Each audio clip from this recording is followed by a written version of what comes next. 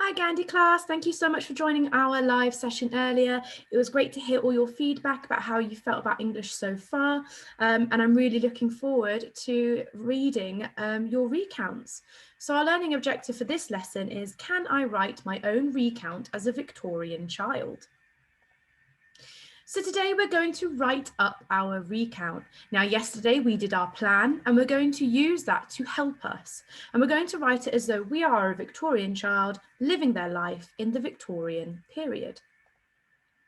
So what I want you to do is watch the video again to help you write the recount. So please pause this video, go and watch that video, and then come back when you are ready.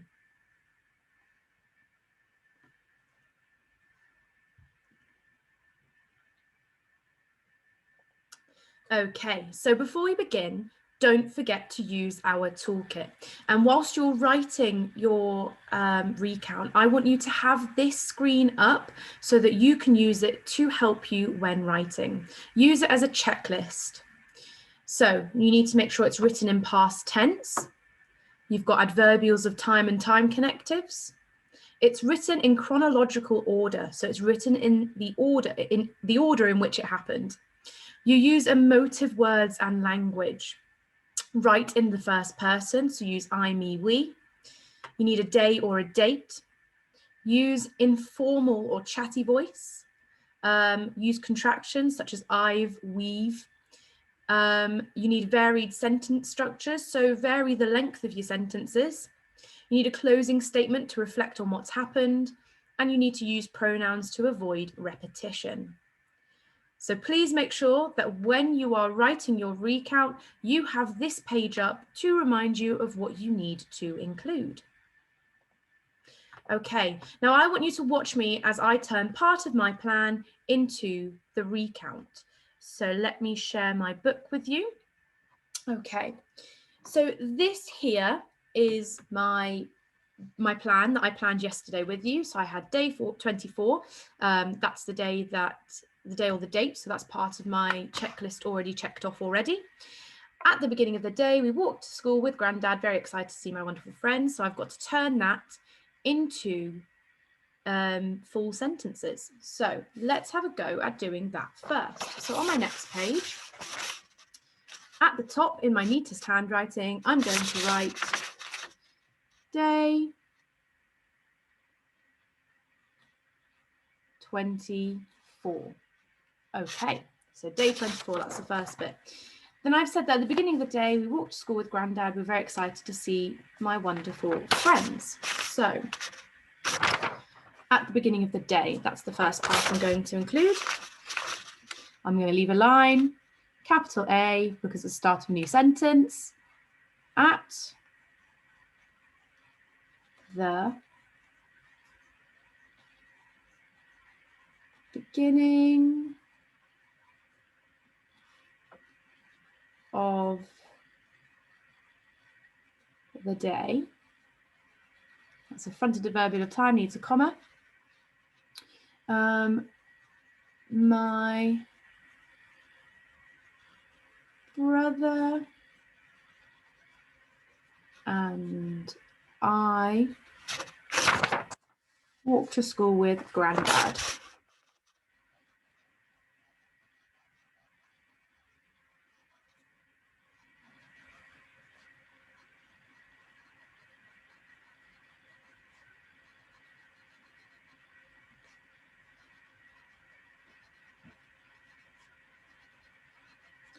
Full stop. Now, I know I haven't included it here, but I'm wanting to include how the walk was. So I might talk about the scenery that we saw. So the walk was lovely. It was a warm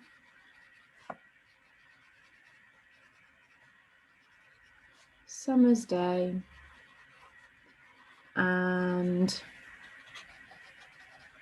the birds were tweeting.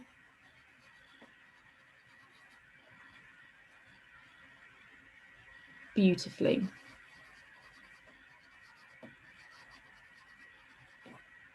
Okay, so even though I hadn't included anything about that sentence here in my plan, you can add it in. You don't always need to follow your exact plan. You can add extra things in, or you may think, I don't quite like that, I'm going to take that out.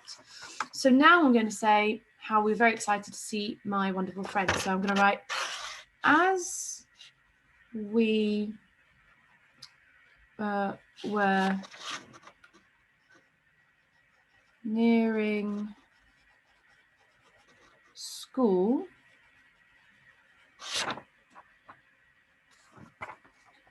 I saw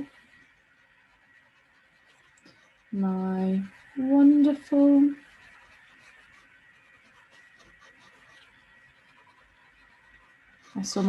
friends. I saw my wonderful friends and said bye to Grandad as I ran off with them. Okay, that's my first paragraph done. So I'm going to read through it just to make sure it makes sense and add anything that I have forgotten in it. So day 24. At the beginning of the day, my brother and I walked to school with Grandad. The walk was lovely. It was a warm summer's day and the birds were tweeting beautifully. As we were nearing school, I saw my wonderful friends and said bye to Grandad as I ran off with them. So that looks fine. I've got my full stops. I've got my capital letters. Looks good. Let's move on to the next paragraph.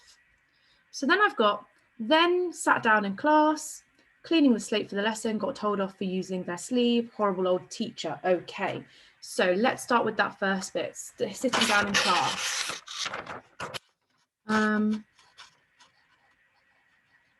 Then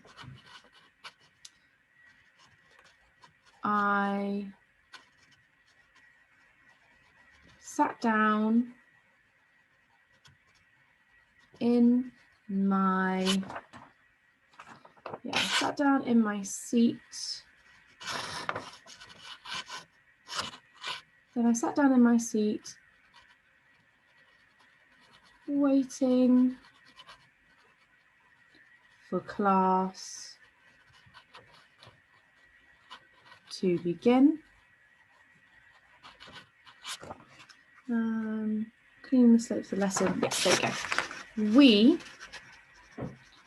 were told that we had to clean our slates before class could begin. One poor boy got yelled at. So instead of told off, I've changed it to yelled at. There. Yelled at by our, and what did I use? Horrible old teacher.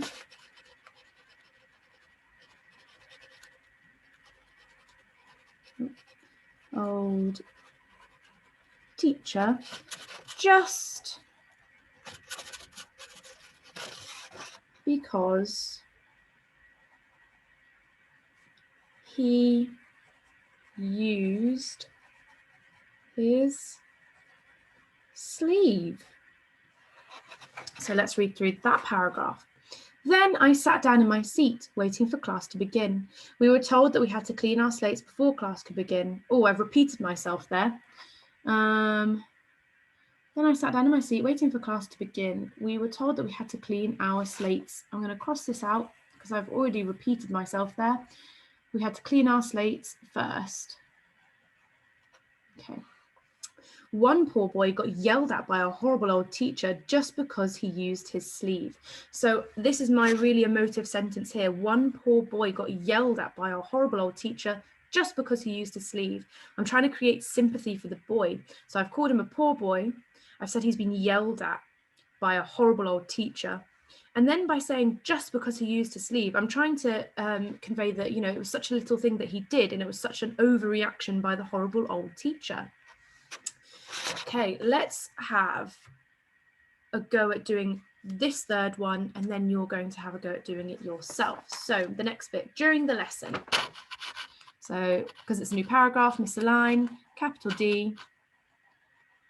During the lesson.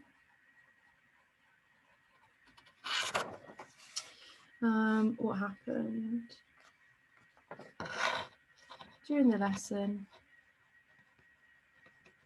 somebody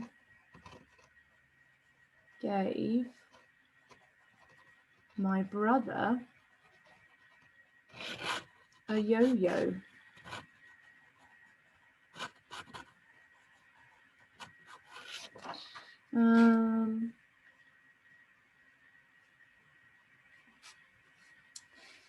Now here, I might change this up a bit because I've tried to make sympathy for the brother.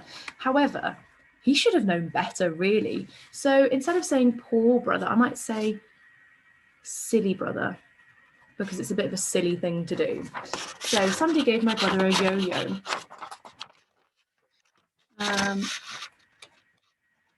The silly boy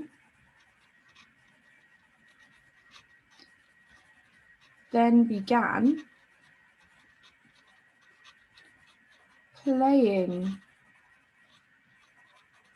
with it in class. And then we've got the teacher told him off, and that's what happened. Okay.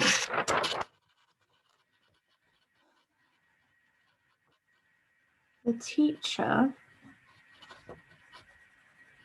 then told him off. And now what I'm going to do is I'm going to bring in a bit more of a chatty voice. So the teacher then told him off, and then in brackets I'm going to write and rightly so.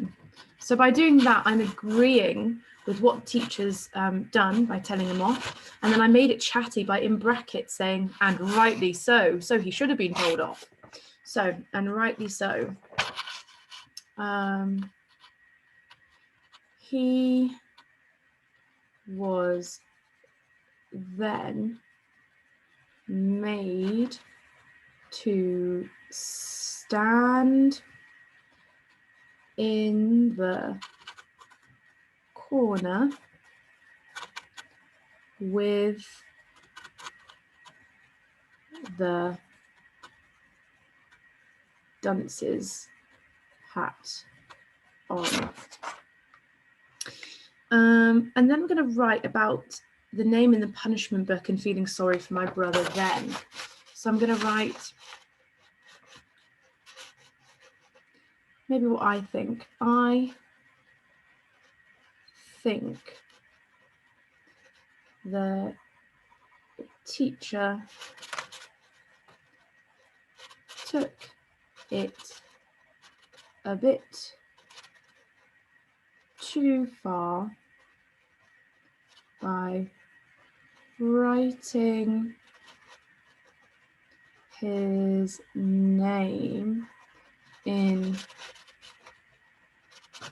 the punishment book. I felt so bad for him.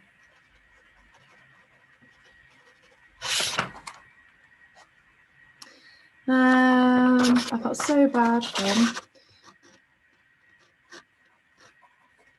Everybody else did too, as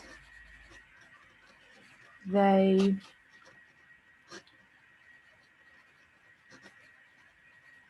gasped loudly when she said she was going to do that. Okay, so let's read through that paragraph just to make sure it makes sense. During the lesson, somebody gave my brother a yo-yo. The silly boy then began playing with it in class. The teacher then told him off, and rightly so. He was then made to stand in the corner with the dunce's hat on.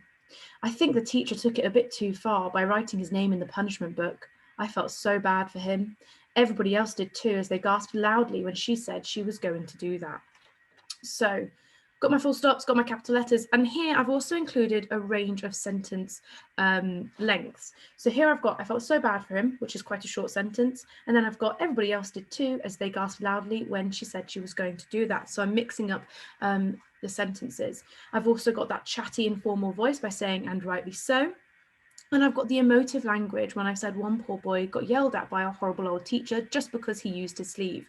This is also all written in past tense. It's also using pronouns to avoid the overuse of nouns. I'm writing in first person. I've got my day at the top here, which you can see. So far I've ticked off nearly all of my toolkit. Okay. So you can use this to help you, but if you are using it to help you, please don't copy it exactly. I don't mind you taking ideas from it, that would be great, but don't write it word for word. Okay. So, your turn. Use the writing toolkit, have that up while you write it, and your and your plan to help you write your recount as though you are a Victorian child. You should try to complete this task as independently as you can. I want to see what you can do, and I want to see what you have learned. Please make sure you upload your work to Tapestry Gandhi class, and I will see you next time. Bye.